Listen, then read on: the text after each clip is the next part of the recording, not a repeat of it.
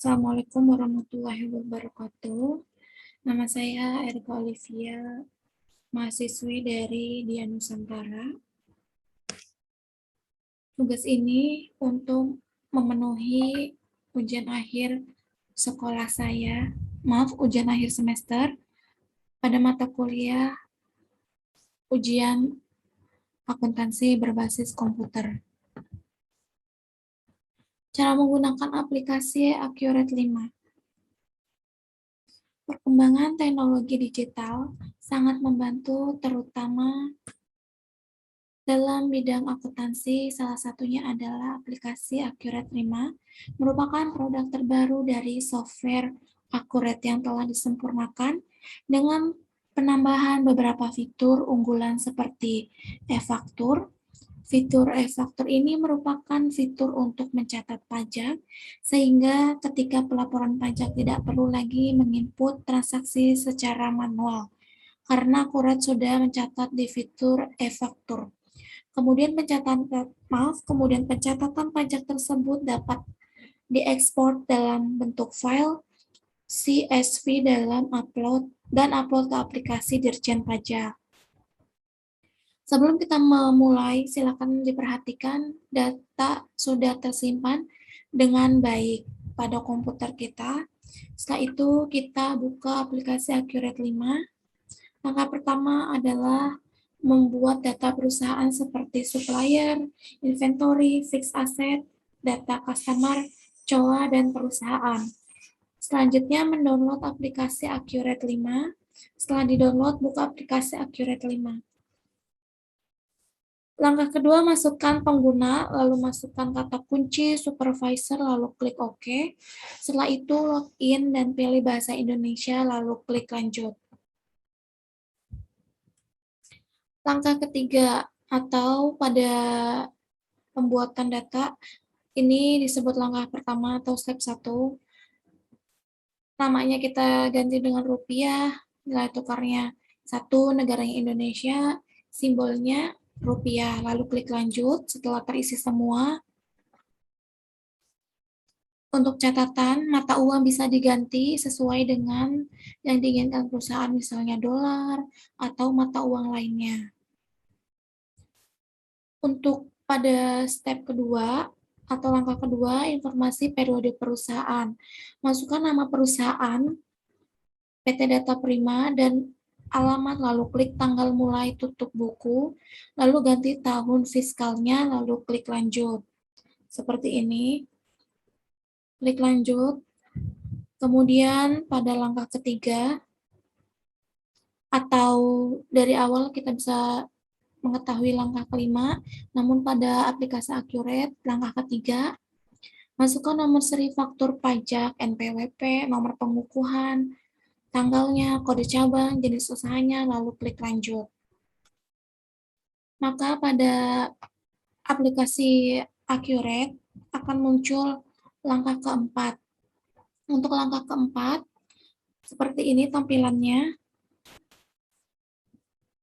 Namun jangan lupa kita isi import data berkas, klik di sini untuk import data berkas, dan ganti, lalu dihapus semuanya kecuali opening balance, equity, dan return earning. Jika sudah selesai klik import data, maka akan muncul 61 data terimpor, 0 gagal. Setelah itu klik lanjut dan OK. Langkah kelima pada tampilan aplikasi Accurate, mengisi akun default mata uang kita, ganti dengan rupiah. Untuk akun data default kita ganti sesuai dengan pilihan di sampingnya, lalu klik lanjut. Seperti ini, klik lanjut. Untuk langkah ke-6, akan muncul seperti ini, ada syarat pembelian dan pajak.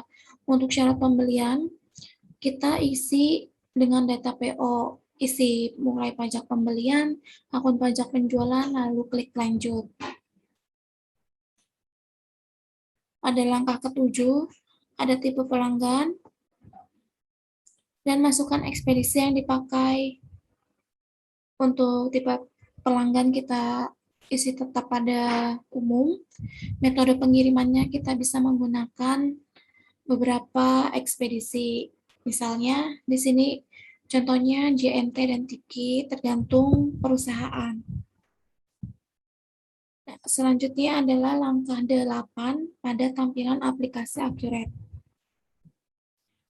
Mengimpor data pelanggan di perusahaan dari Excel, klik tulis import data,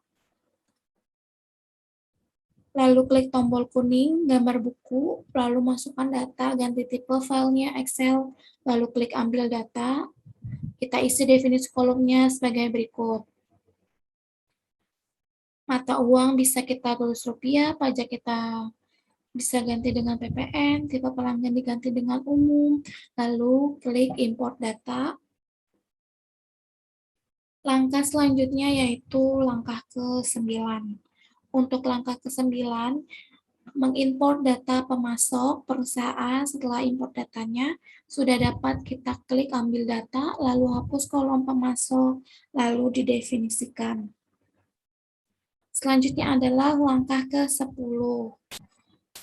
Menganalisis keuntungan dan kerugian suatu proyek perusahaan. Lalu kita klik lanjut, maka akan ada tampilan pada aplikasi Accurate langkah ke-11, di mana akun default barang untuk transaksi persediaan barang. Kita isi kolom, pilih bagian yang sesuai dengan yang ada di sampingnya. Seperti ini, kita isi persediaan barang dagang, penjualan, return penjualan, diskon penjualan, persediaan barang dagang, harga pokok penjualan, persediaan barang dagang, beban lainnya, hutang aksesoris, lalu kita klik lanjut. Langkah selanjutnya membahas metode biaya. Accurate menggunakan sistem persediaan perpetual sebelum mengisi barang. Dalam metode biaya, di sini ada 2 tipe, ada rata-rata, first in, dan first out. Kita pilih yang rata-rata, klik lanjut. Untuk tahap langkah selanjutnya yaitu langkah ke-13 muncul seperti ini, mengimpor data untuk informasi barang. Dan langkah selanjutnya atau langkah ke-14, aktiva tetap, membahas tipe aset pajak. Membahas tipe aset tetap kena pajak. Langkah ke-15-nya, kita mengimpor data aktiva tetap atau aset tetap ke dalam Accurate. Setelah itu, kita impor data tipe aktiva tetap dan tipe aktiva tetap pajak. Pada langkah 16. Dan pada langkah 17, setelah selesai aktiva tetap selesai, lanjutkan ke neraca percobaan. Tahapan 18 selesai, setelah neraca percobaan sudah dikerjakan dan kita sudah selesai di tahap akhir, membuat database perusahaan, rekonsiliasi bank. Sebelum kita melakukan closing, sebaiknya kita periksa kembali, pastikan semua data sudah terinput dengan benar. Proses pertama yang dilakukan untuk closing yaitu melihat neraca saldo yang ada. Setelah itu saldo yang ada neraca kita ubah menjadi 0. Lalu kita membuat daftar laporan perusahaan. Setelah itu kita buat buku besar neraca saldo klasik. Lalu kita ubah tanggalnya. Setelah diubah, lalu kita klik OK. Untuk selanjutnya, membuat data customer receipt untuk data CV Fajar Dinanti. Seperti ini tampilannya, kita bisa lihat bersama. Yang diisi ini CO2, banknya, Bank BNI, lalu tanggalnya. Nanti akan ada invoice nomornya ini, keluar seperti ini. Data payment akan muncul sebesar ini. Lalu kita klik lanjut. Membuat data customer receipt PT Cemerlang. Tampilannya seperti ini. Sudah selesai. Membuat data purchase inventory untuk PT Langit Biru. Selanjutnya membuat sales invoice PT Cemerlang, yang mana tampilan pada Accurate-nya akan muncul seperti ini. Selanjutnya, membuat data customer receipt Grand Samudra Boutique. Munculnya seperti ini, sama seperti yang di awal, isi bagian sininya semuanya diisi, klik simpan, dan tutup. Setelah itu, membuat sales invoice Grand Samudra Butik, membuat data under deposit untuk Bank BNI. Membuat data sales invoice pelanggan tunai akan muncul seperti ini tampilannya. Lalu membuat data customer receipt untuk pelanggan tunai seperti ini tampilannya. Untuk membuat data purchase return untuk PT Langit Biru seperti ini tampilannya.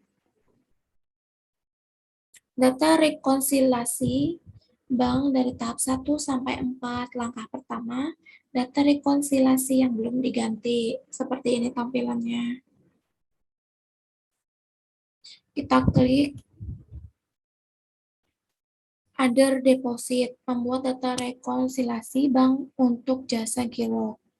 Tampilannya seperti ini. Langkah ketiga, membuat data rekonsiliasi bank untuk jasa bank. Tampilannya seperti ini pada Other Payment. Lalu kita isi paid form, voucher, date, amount. Langkah terakhir, data rekonsiliasi harus balance dengan saldo sebesar Rp198.960.525. Setelah itu, setelah sama, maka kita klik Save and Close. Terima kasih, sekian penjelasan yang dapat saya sampaikan. Kurang lebihnya mohon maaf. Terima kasih. Assalamualaikum warahmatullahi wabarakatuh.